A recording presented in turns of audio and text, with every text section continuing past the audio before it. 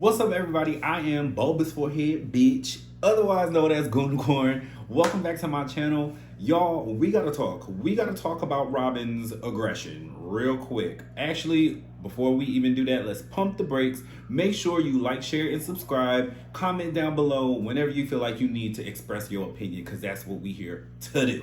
Okay? But let's go in order of things. The episode starts out with Candiace and Ashley arriving to Candiace's house. The treachery has begun. I don't know why Candiace continuously extends grace to this girl when she has proven to her time and time again that she is a snake. She cannot be trusted. She is fake as fuck. And she has like a wild hair up her ass for Candiace. I don't know why Candiace just don't get it. Her heart is pure. It is better than mine, girl. But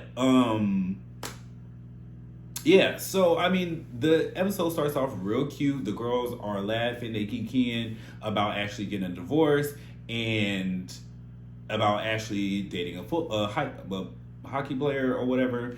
And you know, they're having good old girl chat. They talking about Karen's alleged cheating rumors, all that. I will say though, I don't like the way that scene was put together. Like, something about it seems off. Like, Candiace, I really want to know how that scene actually went, because Candiace bringing up the Karen cheating rumors, like, it felt off to me. But either way it goes, I don't like the fact that Candiace was so candid with Ashley. Like, she didn't think that Ashley would go back and tell Karen. Like, girl, they girls at the end of the day. Like, they don't even really fuck with you like that. So I don't know why you talking to you and your enemy have just become. Y'all are getting to a better place. I don't understand why you trusting her so readily, so quick. Couldn't be me. Okay. But was there anything really important about that scene? Like, a lot of this shit was filler for me. And so there isn't really a lot to talk about before we get to the burn session. But what else happened? I feel like it is funny that Ashley wasn't so readily ready to defend Michael when Candiace was like, you know, Michael been out here doing what he wanted to do. You know, you already know that. I find it funny that Ashley didn't say anything then, but then towards the end of the episode, we'll get there. But Ashley, she didn't say anything then, but towards the end of the episode, she felt the need to bring it up. She was like, she went back home and thought about that shit and was like, you know what, actually, I don't like that bitch was dragging my man. Hold on. So we move on from there, and then for whatever reason, we go to Mia and G's house. Y'all, we don't like Mia. We don't. Y'all can stop trying to push her on us.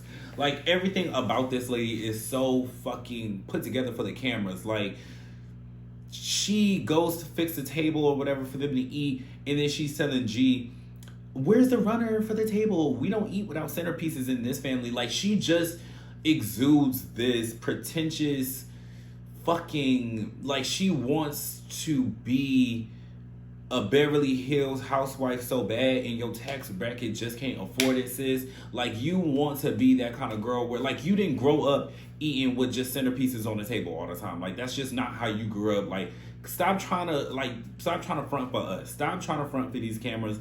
It just does not, it is not going well for you. As Andy would ask, how was that landing for you? This fake, stuck up, snooty attitude, like this shit that you try to pull with us, we're not buying it, girl. We don't feel it. We don't feel you. You can't feel your lips. We don't feel it. We're not feeling it, girl.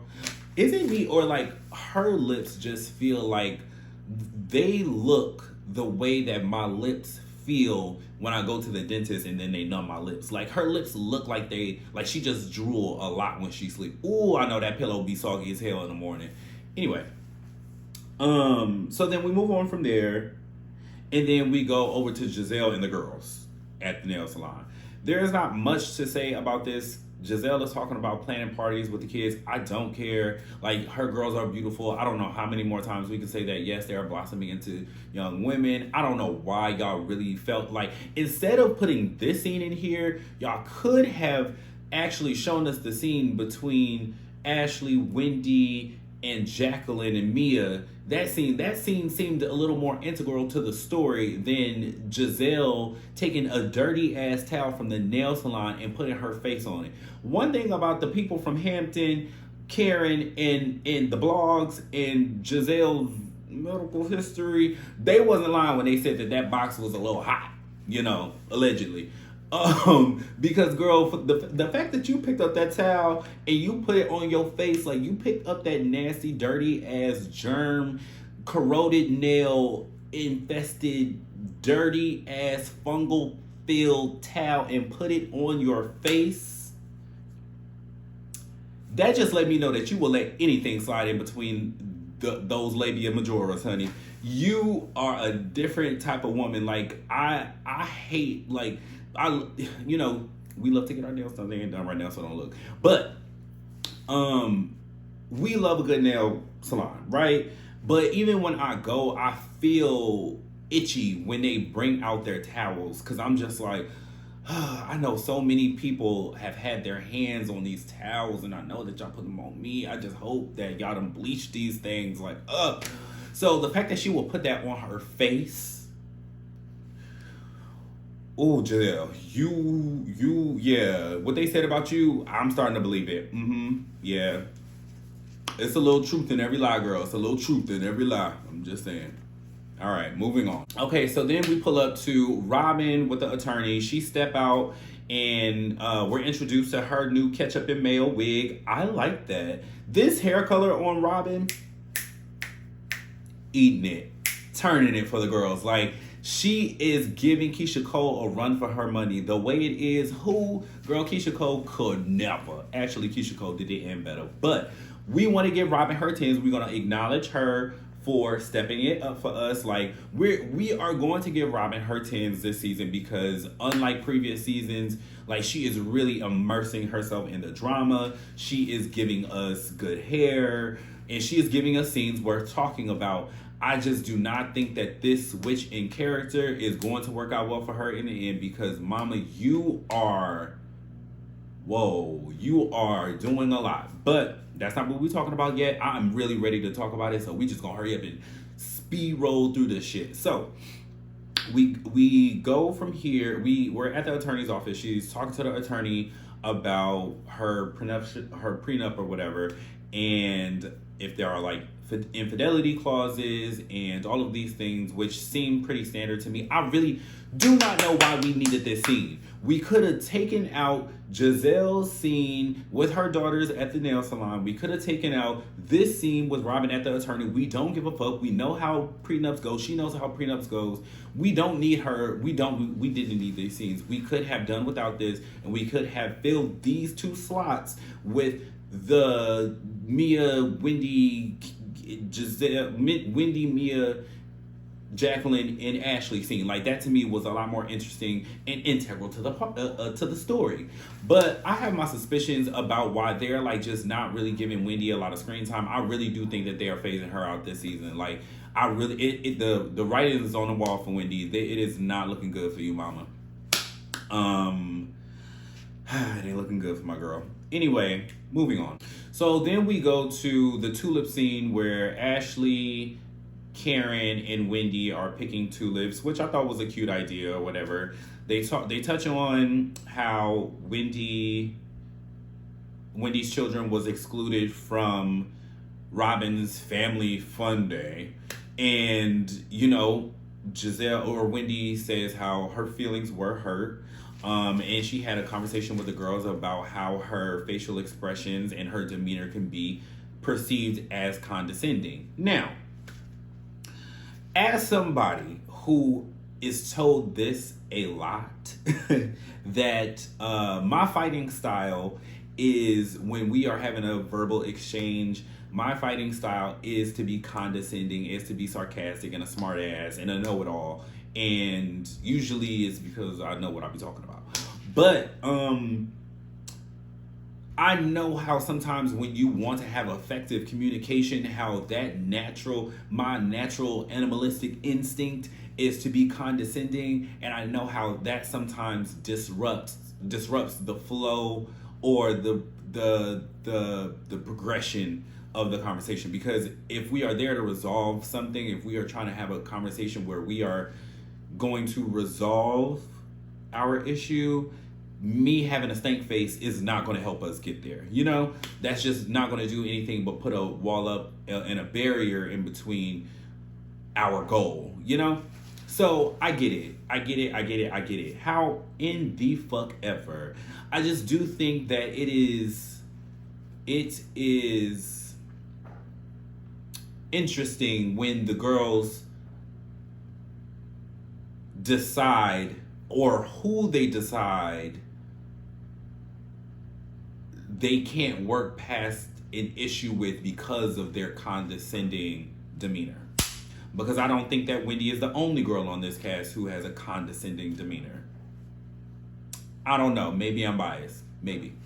But what I do love about Wendy, though, is that she took accountability for that. She took ownership of it.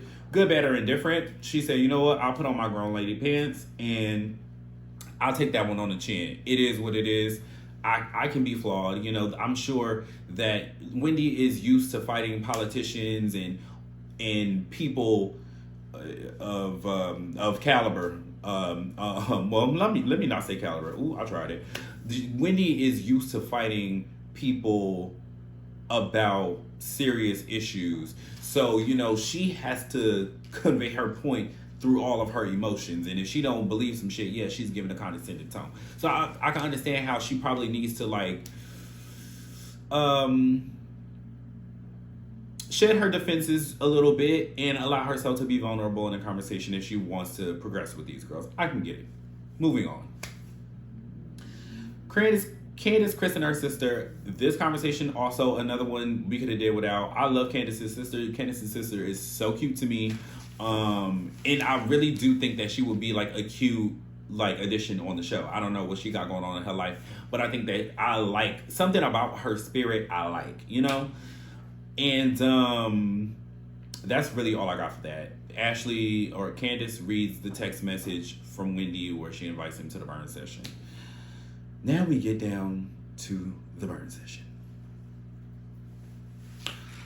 Y'all, this scene right here really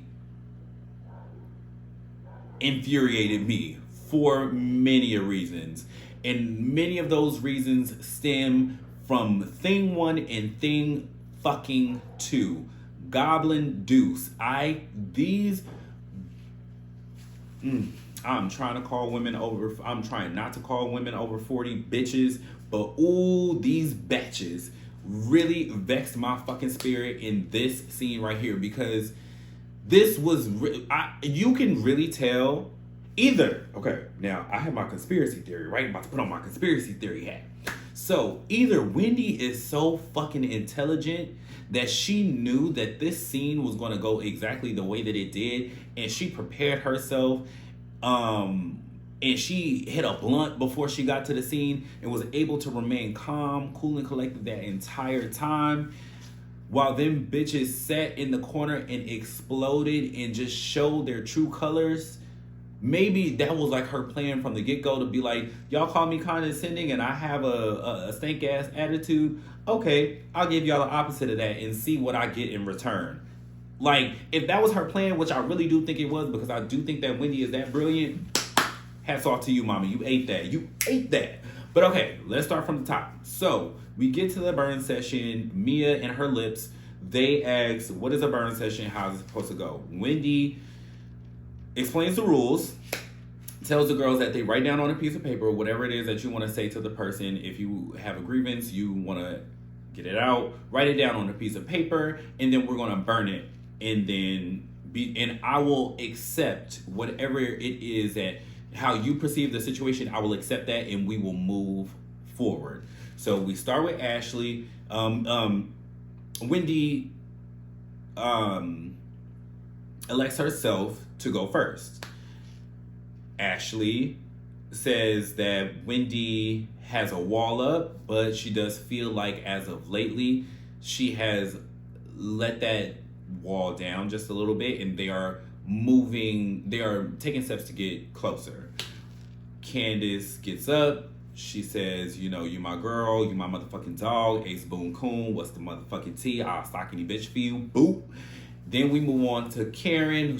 Karen says, you know, we've had our struggles when we first met, but I do like where we're going. Then we get to Mia, and we know that they had a crazy beef last year, and Mia was just like, you know, I just feel like you're a bit dismissive, and that's hard for me when I want to. I might be paraphrasing here a little bit too much, but I think she said that I want to get to know you, but you know you're a little dismissive, and I don't really rock with that.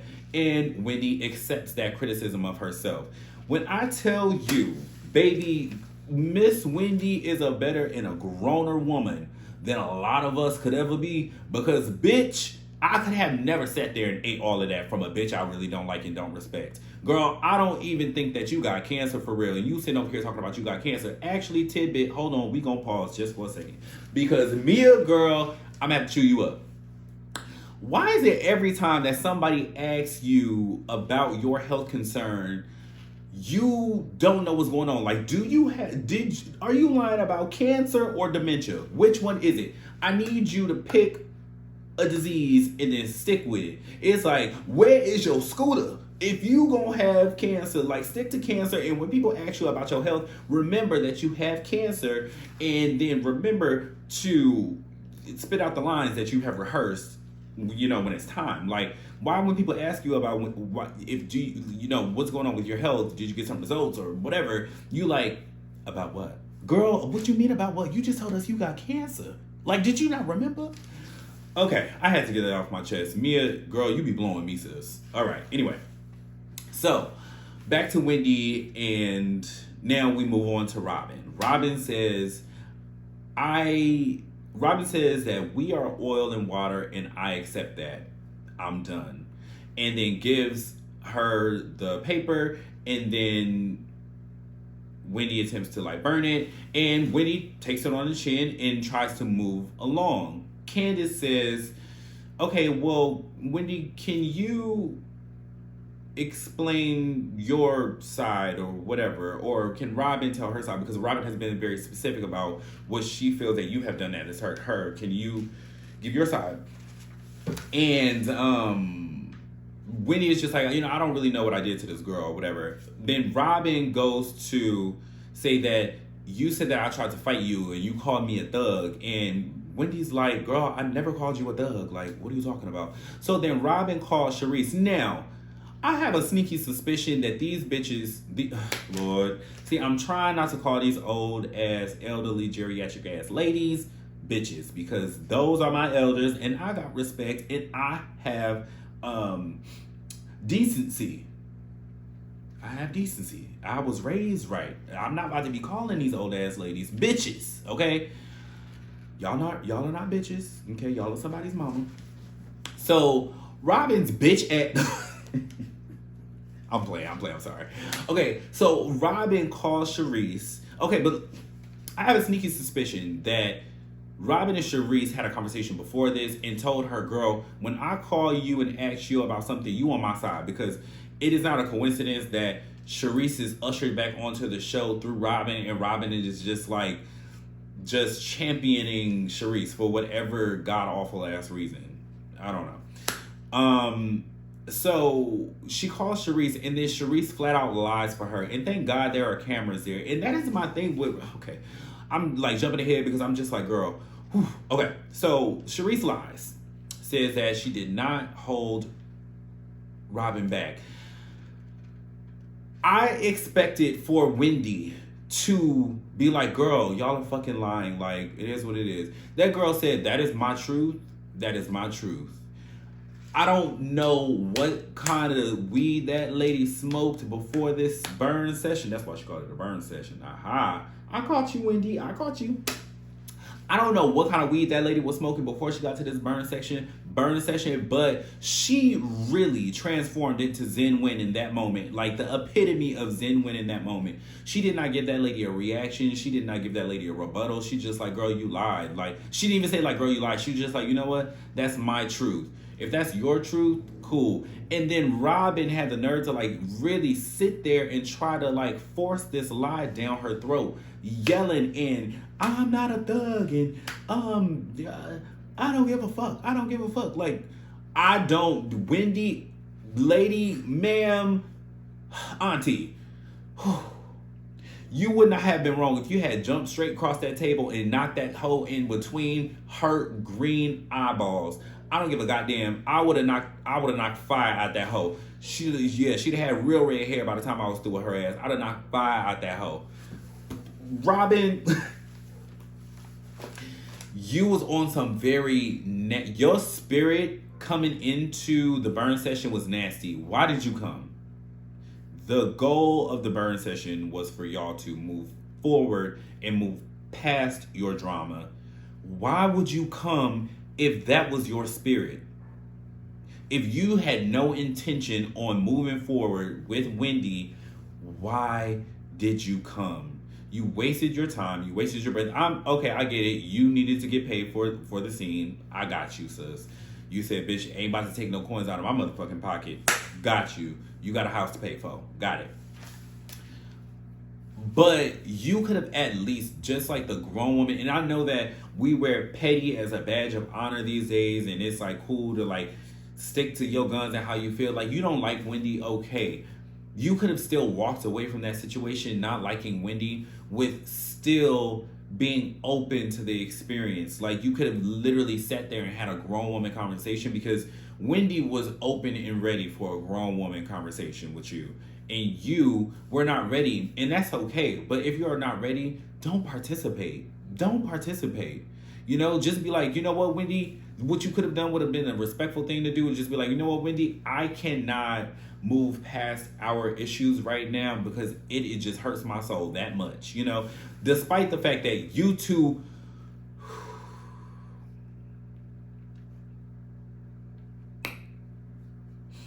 children of God, started with this lady last season, despite that being the thing, I do understand Robyn's hurt about her trying to forge a friendship with Wendy, and Wendy saying the things about her family that she said about her not having a real relationship. It's just real crazy that you are holding on to that.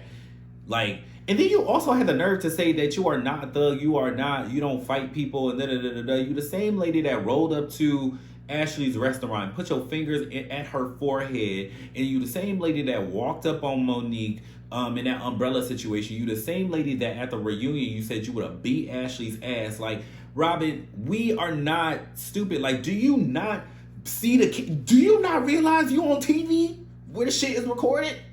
Okay. I just don't know, sister. It's like, are you there? Like, what is going on at home? Because it's seeming like you got something going on at home. Okay, moving on from Robyn. And then Gizelle chimes in and says ditto what Robyn said, and ditto with what Mia said. It's just like, you don't take accountability for anything. And then Robyn gets up and storms out. And it's like, good, bye, bitch. Don't nobody want you here nowhere with your funky ass attitude. You should have took Gizelle old wrinkle neck ass with you. Like, get the fuck out with y'all stink nasty ass attitudes. Like, y'all just ruined the whole event for everybody. And then on to Ashley. Y'all already know that I'm a Candiace stan 10 toes down. That's my motherfucking dog. Been riding with her since I started watching this show. I don't like Ashley and her big ring light forehead having ass. I don't like that lady. Okay? Now, I don't know that lady for real, but she just really irritates me on this show. She could be a nice lady. She could be sweet as pie in real life. I don't know her. But so then for whatever reason, Ashley decides to, in front of the entire group, tell Candiace that one of her friends at the event said that Chris was trying to be flirty with her. So Candiace says, can I ask you, what is the purpose of this? This is the third time somebody has come to me about something that my husband has not done, and y'all are trying to make shit up, you know? And then Ashley says, throws Mia under the bus and says, well, Mia said that he was like staring at her as well.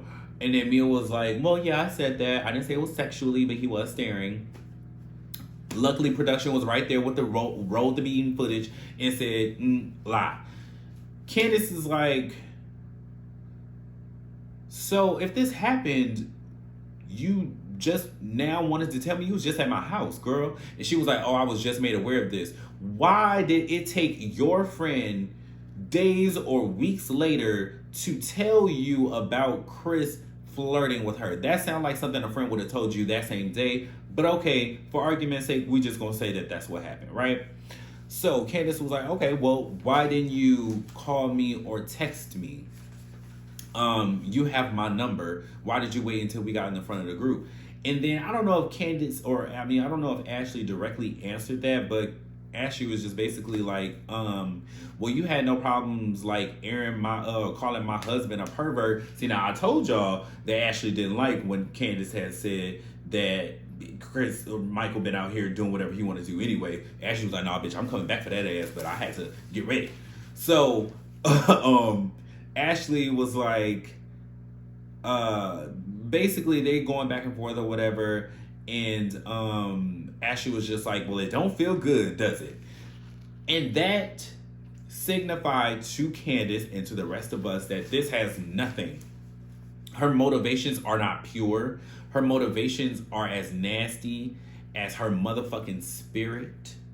Like, your motivations aren't pure. You aren't trying to protect me. You aren't trying to look out for me as somebody who is trying to build a relationship with you. You are being nasty. You're being vile and vindictive because you are a petty ass, nasty, vindictive bitch. I can call Ashley a bitch because we both in our 30s. I can call her a bitch. The rationale behind that does not make any sense, okay? Just saying, okay, we shouldn't call women bitches. I'm sorry, Ashley. You know, you somebody's mama. Anyway, y'all, do I got that chapstick ring around my lip? Because that's not cute.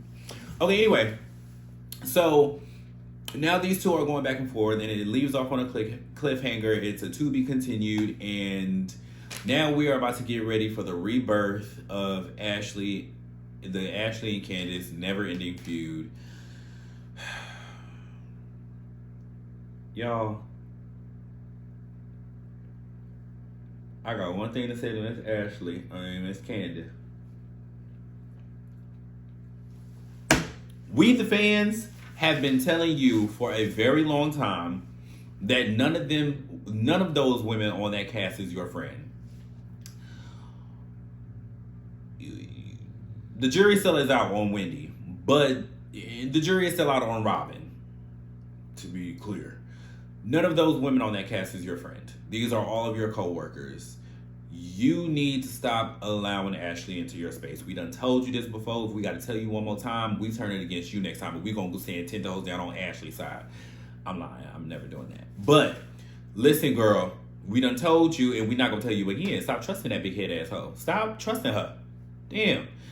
But anyway, that's all I got, y'all. Like, I do really love doing this. I had a lot of fun with this one today.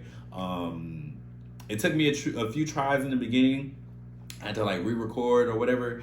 But this one came out a lot better. Like, this just flowed out a lot more smoothly for me. So maybe I'm getting used to this. Maybe I am a real YouTuber these days, y'all. I don't know. But yes, please like, share, and subscribe.